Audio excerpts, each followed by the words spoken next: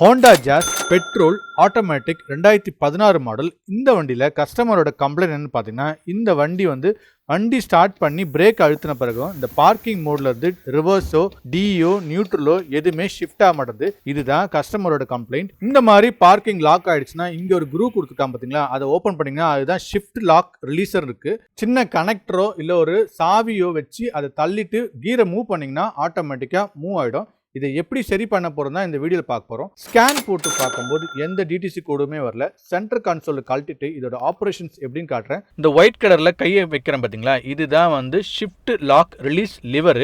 இது எப்படி ஆப்ரேட் ஆகும்னு பார்த்தீங்கன்னா, பிரேக் அழுத்தி பிடிச்சிக்கும் போது இந்த லிவர் கீழே இறங்கணும். அப்போ இந்த ஷிஃப்ட் நாபை வச்சு நம்ம இந்த மாதிரி எங்கேஜ் பண்ணலாம். இந்த லிவர் கீழே வரணும்.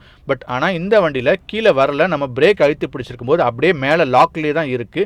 என்னன்னு செக் பண்ணி பார்க்கும்போது பார்த்தீங்கன்னா, இங்கே வர சொலுனாய்டுக்கு வர ஒயர் கட் ஆகிருக்கு. ஸோ இந்த கட்டானதுனால கம்யூனிகேஷன் வரலை.